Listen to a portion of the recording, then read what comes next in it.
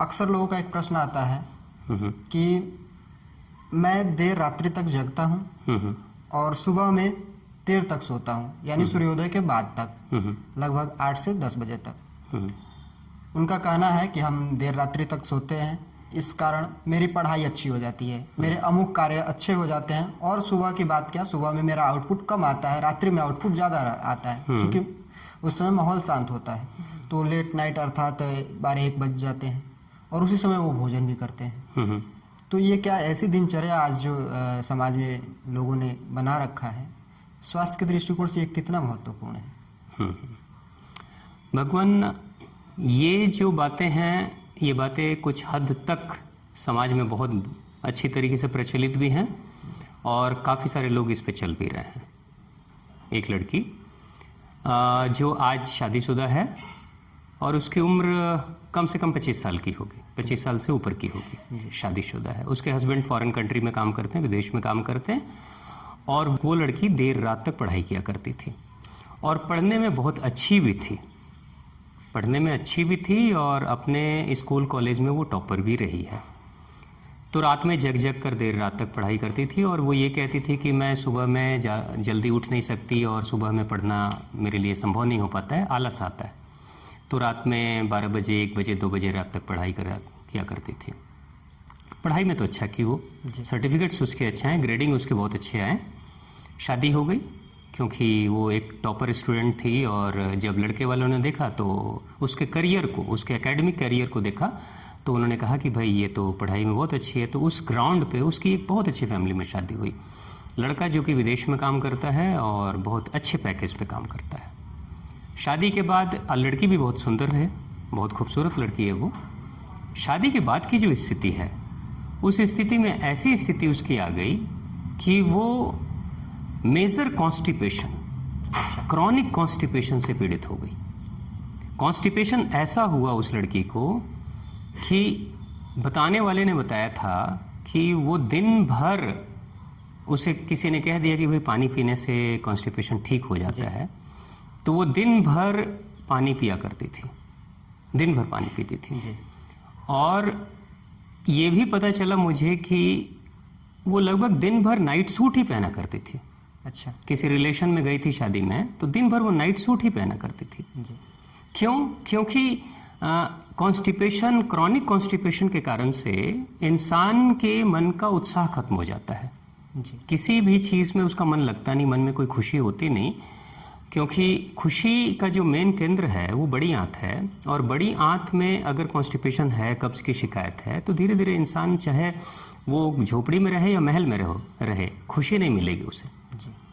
तो वो जो बालिका है, अपने एकेडमिक करियर में तो उसने बहुत अच्छा किया इस रूटीन के आधार पे कि भाई रात में लेट तक जगे रहना, पढ़ाई करना, सुबह नहीं उठना, सुबह आराम से 8 बजे, 9 बजे, 10 बजे उठना।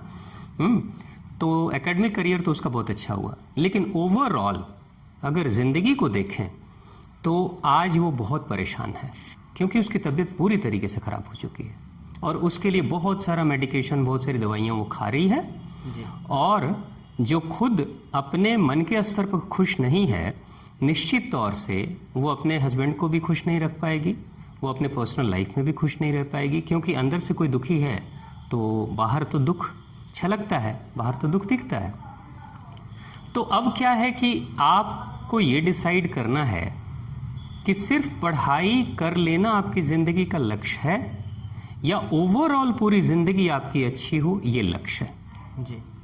क्योंकि पढ़ाई आपने कर ली तो एकेडमिक क्वालिफिकेशन आपका बहुत अच्छा हो गया, और पढ़ाई के दौरान आप कितने साल पढ़ाई करोगे? 20 साल, 22 साल, 25 साल पढ़ाई करोगे। उसके बाद से तो आप अपनी प्रैक्टिकल लाइफ में चले आओगे। बाद की जो ज़िंदगी है वो सिर्फ 20-25 साल की नहीं है। बाद की ज़िंदगी आपकी तो अगला नेक्स्ट 40 साल, 50 साल, 60 साल की हो सकती है। अगर किसी की उम्र 70-80 साल की उम्र में या 90 साल की उम्र में इंसान अपने शरीर को छोड़ता है, तो इतना जो रेस्ट टाइम है वो उसकी ज़िंदगी का है। लेकिन समस्या ये है कि अगर बचपन के दिनों में ही, बिल्कुल जवानी के दहलीज पर जब उसने कदम रखा, तब ही उसके शरीर की स्थिति अगर बिगड़ जाए और शारीरिक रूप से अगर वो कमज़ोर हो जाए, कोई भी बच्चा, कोई भी बालक या बालिका, तो ज़िंदगी के बाद के पड़ाव में भी उसकी कमज़ोरी सामने दिखाई देती रहती है। मैंने ऐसे बहुत सारी महिलाओं को देखा है जो कि इस रूटीन को उन्होंने फॉलो किया, रात में लेट तक जगना, सुबह लेट तक उठना, कॉन्स्टिपेशन के कारण से उनका यूटेरस एरिया काफ़ी डैमेज हो गया। अच्छा, जो बच्चेदानी का एरिया वो काफ़ी डैमेज हो गया। बहुत सारी महिलाएं तो कंसीव भी नहीं कर पाती हैं। लेकिन जिस समय उस रूटीन को फॉलो कर रही थी तो उनके दिमाग में ये बात थी, क्या फ़र्क पड़ता है जी, मैं रात में लेट तक जगूं, सुबह लेट तक उठूं, तो क्या फ़र्क पड़ता है? मेरा कार्य तो हो रहा है। मेरा काम हो रहा है, मैं तो अब सब तरह से ठीक ठाक हूँ, कर रही हूँ। लेकिन लॉन्ग टर्म में शारीरिक रूप से जो क्षति हो रही है, और ये बहुत साइलेंटली ये क्षति होती है, पूरा सॉफ्टवेयर डैमेज होता है जी, उस समय आपको पता नहीं चलता, लेकिन जब पता चलता है तब सुधार की कोई गुंजाइश नहीं रहती।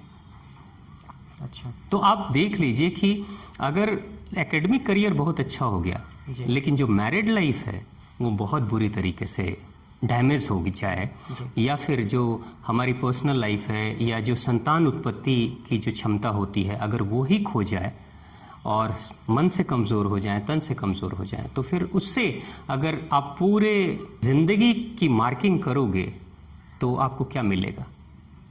कुछ नहीं, क्योंकि अंत में तो आपको दुख ही मिल रहा है जीरो।